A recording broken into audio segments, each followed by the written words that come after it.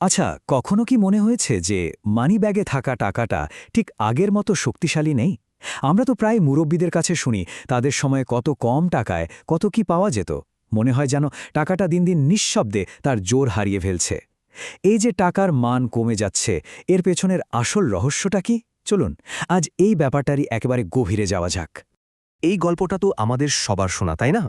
দাদা দাদুরা যখন বলেন, আরে আমাদের আমলে তো 1 টাকায়। আর এই সব গল্পে চালের উদাহরণটা প্রায়ই ঘুরে ফিরে আসে। তো চলুন আমরাও এই চালের গল্প দিয়েই ব্যাপারটা বোঝা শুরু করি। হ্যাঁ, ঠিকই দেখছেন। মাত্র 1 টাকা। অবিশ্বাস্য শোনালেও এটাই সত্যি ছিল যে 1 কেজি চালের দাম ছিল মাত্র 1 টাকা। ভাবা যায় একবার। এখন তো 1 টাকা দিয়ে কি পাওয়া যায় বলুন তো? একটা ভালো চকলেটও পাওয়া মুশকিল। তো সেই 1 টাকার চাল, সময় তো অনেক গড়িয়েছে। এখন সেটার দাম কোথায় এসে দাঁড়িয়েছে কি মনে হয়? 40 টাকারও বেশি, এমনকি কিছু কিছু ক্ষেত্রে তো এর চেয়েও অনেক বেশি। মানে দাম বেড়েছে প্রায় 40 গুণেরও বেশি। ভাবুন একবার, যে জিনিসটা আগে 1 টাকায় মিলত, সেটার জন্যই এখন আমাদের পকেট থেকে 40 গুণ বেশি টাকা বেরিয়ে যাচ্ছে। তো প্রশ্নটা হলো, টাকাটার সেই আগের জোরটা গেল কোথায়? টাকার শক্তি কমে যাওয়ার এই যে পুরো ব্যাপারটা, অর্থনীতির ভাষায় এর একটা খুব পরিচিত নাম আছে, আর সেটা হলো মুদ্রাস্ফীতি, বা ইংরেজিতে যাকে আমরা বলি ইনফ্লেশন। আচ্ছা, নাম তো জানা গেল মুদ্রাস্ফীতি, কিন্তু জিনিসটা ঠিক কি, কিভাবে এটা কাজ করে? চলুন তো ব্যাপারটা একটু সহজ করে ভেঙে দেখা যাক। বইয়ের ভাষা বাদ দিয়ে একদম সহজ করে যদি বলি, মুদ্রাস্ফীতি মানে হল বাজারে বেশিরভাগ জিনিসের দাম সময়ের সাথে বাড়তে থাকা। আর দাম যখন বাড়ে তখন কি হয়? পকেটে থাকা 100 টাকার নোটটা দিয়ে আগের চেয়ে কম জিনিস কেনা যায়। মানে সোজা কথায় টাকার কেনার ক্ষমতা বা পারচেজিং পাওয়ারটা কমে গেল। এই একই কথা অর্থনীতিবিদ ক্রাউথার খুব সুন্দর করে গুছিয়ে বলেছেন। উনি বলছেন, মুদ্রাস্ফীতি এমন একটা অবস্থা যেখানে একদিকে টাকার ভ্যালু কমতেই থাকে আর অন্যদিকে জিনিসপত্রের দাম বাড়তেই থাকে। এই যে সম্পর্কটা, এটা অনেকটা একটা দাড়িপাল্লার দুই দিকের মতো। দেখুন, একদিকে যখন জিনিসপত্রের দামের পাল্লাটা ভারী হয়ে ওপরে উঠছে, ঠিক তখনই টাকার মূল্যের পাল্লাটা হালকা হয়ে নিচে নেমে যাচ্ছে। মানে একটা বাড়বে তো আরেকটা কমবে, এটাই নিয়ম।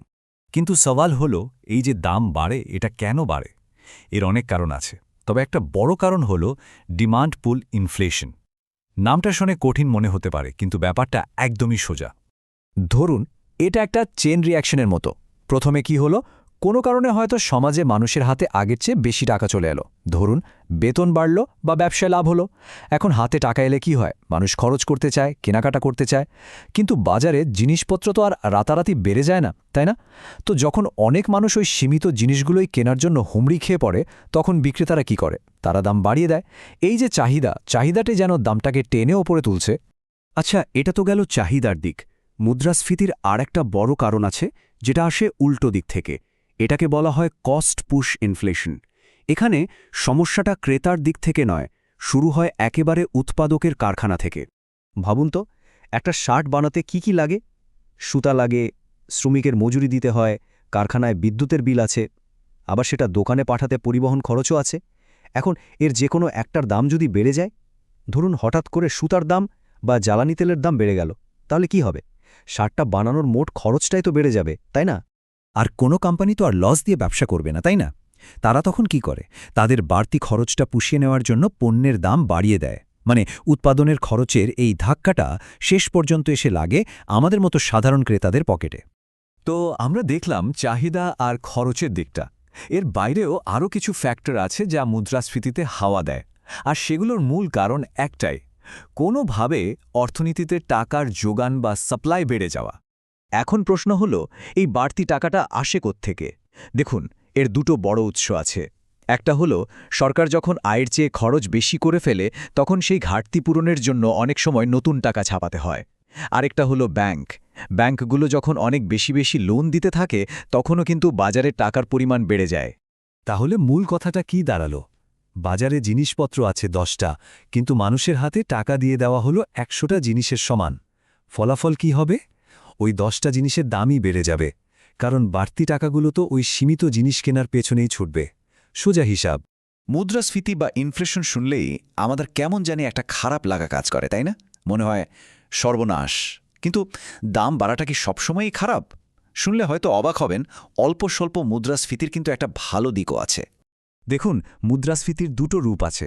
একটা হলো মৃদু বা সহনীয় পর্যায়ের মুদ্রাস্ফীতি। এটা আসলে অর্থনীতির জন্য ভালো, কারণ মানুষ যখন জানে যে জিনিসের দাম অল্প অল্প করে বাড়বে, তখন তারা টাকা ফেলে না রেখে খরচ করে বা কোথাও ইনভেস্ট করে। এতে অর্থনীতির চাকা ঘুরতে থাকে।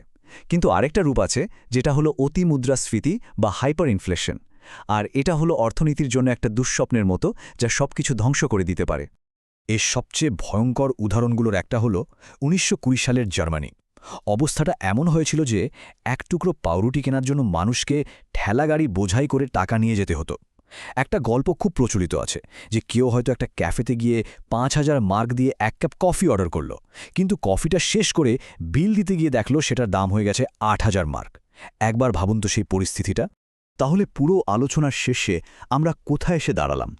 প্রশ্নটা হলো, মুদ্রাস্ফীতি কি তাহলে অর্থনীতির জন্য একটা নেসেসারি ইভিল বা অপরিহার্য মন্দ জিনিস?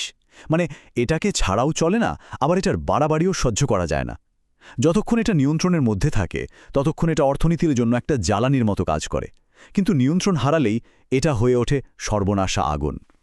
ব্যাপারটা আসলেই খুব ভাবনার, তাই না?